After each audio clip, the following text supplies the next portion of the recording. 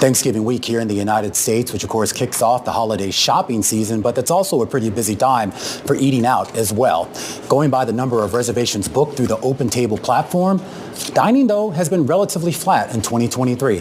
The numbers also show that solo dining is on the rise, while the most popular days to dine out, Thursday and Friday. Let's get some insights into some of these details with Debby Soo, the CEO of OpenTable, joining us now. And Debbie, great to have you here on the program. Always fun to talk to you about dining trends. Let's first start off here with some of the comparisons, because I know over the past year or so, we've kind of compared current dining conditions with pre-pandemic conditions. We're now starting to take a look more at the year-to-year numbers, say from 2023 back to 2022. And based on your own data, it says things are basically unchanged.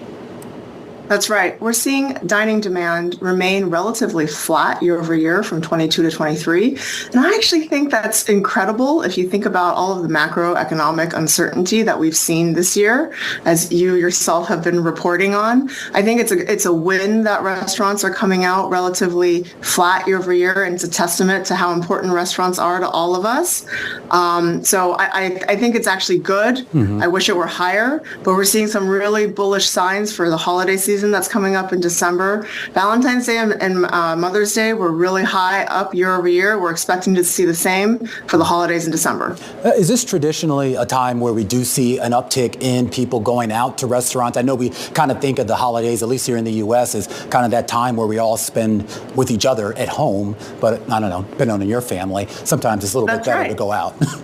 People are definitely going out. And Romaine, you mentioned before the segment started that you're hosting this year, and maybe you want to save yourself some work and host at a restaurant. This is typically a very busy time for restaurants. Lots of restaurants do Thanksgiving meals. They host Thanksgiving meals, all of the year-end holiday parties leading up into right up to the first of the year, actually. We're expecting a big increase from a year-over-year standpoint. Restaurants' books are getting booked up. So if you haven't made your reservation, I would definitely go do that. But this is a big dining moment in the year. So people are going out, and outside of just the holidays, as Romaine mentioned, people are going out alone. Talk to us about what we're seeing in solo dining, because I have to admit I was a little bit surprised to see that uptick there. Yes. So solo dining has been up 4% year over year. It's the party size that has increased the most actually this year. And I think the reason we're seeing that is because there's been renewed focus on self-care, of dating yourself. I myself am based in San Francisco, and this Wednesday I happen to have a free block open, for lunch. I walked to Neiman Marcus and dined by myself at the Rotunda, and it was glorious. So I'm not terribly surprised to see this stat. I think more and more people are happy dining alone. Well, Debbie, I commend you, because I could not be alone with my own thoughts for an hour or so. But also in your research, there's this trend, too, of an increased awareness and increased popularity when it comes to mocktails. I mean, just speaking anecdotally, this is something that I've seen on social media among my own friend group, that people are often opting for non-alcoholic beverages. And it's interesting that it's showing up in your data as well. That's right. And it's global. We're seeing this as a global trend.